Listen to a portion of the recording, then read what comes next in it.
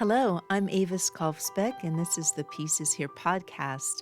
Welcome to Peacewarts, School of Peacecraft and Inquiry, where we practice the skills of peace through short daily classes. We take the peace work seriously, but not ourselves. If you're joining us mid-school year, you're not late. Orientation begins at episode 198. I'd be so grateful if you help me spread the peace messages by sharing this episode with a friend. Welcome back, Peace Scholars. We're in the Department of Living Roots in the garden. Today we aren't looking at the plants, we are looking at the links. In this department, we view a 2,000-mile supply chain, not just as a logistical feat, but as an invisible leash. Henry Kissinger, the former U.S. Secretary of State, notoriously remarked in 1970, "Control oil and you control nations. Control food and you control the people." The concept, the invisible leash. When a population is entirely dependent on a centralized industrial food system, they are materially primed to accept fear-based messaging. If a foreign threat is framed as a risk to your grocery store shelves, you're more likely to support a war to protect those shelves. But when a community begins to feed itself, the scarcity script loses its power. Local food is a form of information warfare because it proves that survival does not require a standing army. The history: broken monopolies and rural resistance. Our lesson today is about the historical proof that feeding ourselves breaks the cycle of dependency and inoculates us against the propaganda of conflict. To understand the danger of dependency, we look at the 1941 Great Famine in Athens.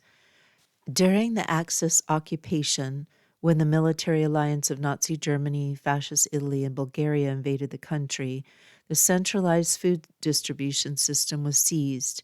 Because the city had become entirely dependent on imports and state-controlled grain, over 300,000 people starved in a single winter. Contrast this with the rural mountain villages during the same period. Because they maintained fragmented food networks, small-scale, local, and diverse, they survived. While the city starved on empty grain silos, the mountain families survived on wild calories, greens, nuts, and small livestock, and traded through an informal barter peace that ignored the occupation's currency. The occupiers could not turn off the food because there was no central valve to grab. The food was as decentralized as the soil itself. Local food is not just a lifestyle, it is a decentralized defense system. By 1969, another powerful example emerged: the Black Panther Party's Free Breakfast for Children program. By 1970, they were feeding over 20,000 children in 45 centers. J. Edgar Hoover famously called this program the greatest threat to the internal security of the country. It was not a military threat, it was an information threat. When a community-led network provides the basic needs that the state claims only it can provide, the state's propaganda of inevitable dependency collapses. Did Hoover stop them? Through the FBI's COINTELPRO initiative, he raided breakfast sites and used psychological warfare to dismantle the party organization, but he could not stop the logic of the program. It was so effective that the U.S. government was eventually forced to expand its own federal school breakfast programs to compete. By feeding the people, the Black Panthers broke the psychological monopoly of the state. The thesis: the 1963 pivot in the vaccine of literacy. In the period we call the Great Disarmament, we see the 1963 Russian wheat deal. For the first time, the United States sold massive amounts of grain to its Cold War rival. While framed as a peace gesture, it exposed the fragility of centralized agriculture. When nations become net importers of food, their foreign policy is no longer their own. They must remain aligned with the supplier or face starvation. This is why local food literacy, knowing how to save a seed or maintain a community garden, is a vaccine against propaganda. If you can grow your own primary calories, you cannot be bullied by a grain embargo. Propaganda relies on the fear of the other taking your share. This leads to rationing, which is top-down and competitive. However, studies of CSA's community-supported agriculture show that during local crisis, these networks default to sharing because the consumer has become a co-producer. They have a relationship with the farmer and the soil. They understand that a harvest failure is not a market glitch. It is a shared biological event. This relationship shifts trust from abstract, manipulative systems to real people. It is nearly impossible to convince someone that their neighbor is a threat when they are both standing in the same mud, pulling the same weeds. Your homework. 1. Look up the history of the Black Panther free breakfast program and read why the FBI considered it a threat. 2. Write down one question about any of this episode's topics. If you don't have a question, just write no question. 3. Optional.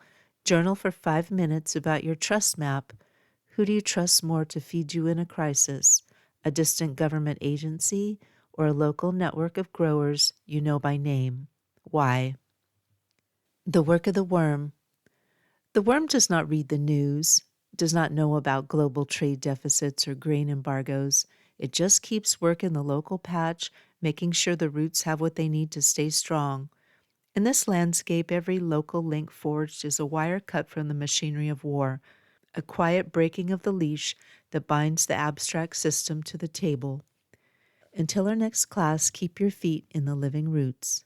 Class dismissed. Thank you for listening. If you'd like to support the Pieces Here podcast, the most helpful way is to follow it wherever you're listening. It helps share the message with others. You can also support this piecework at my Patreon for $4 a month, about what a used paperback goes for these days. Just go to Patreon at patreon.com/Avis Kalfsbeck. That's AVISKALFSBEEK. My most recent book is Mana Mutante, a best friend eco-fiction novella about food systems, featuring Tilly, Camas, Pedro, and the rest of the gang. It's book 6 in the Pedro the Water Dog Saves the Planet series and is available wherever you buy books. You can find all of my peace projects and stay in touch at aviskalfsbeck.com. Music is by Javier Peque Rodriguez. Sound effects are from Pixabay. Regarding peace, we need not delay or despair. We are not late. We are right on time to love. We are all scholars of peace. Listen for the peace.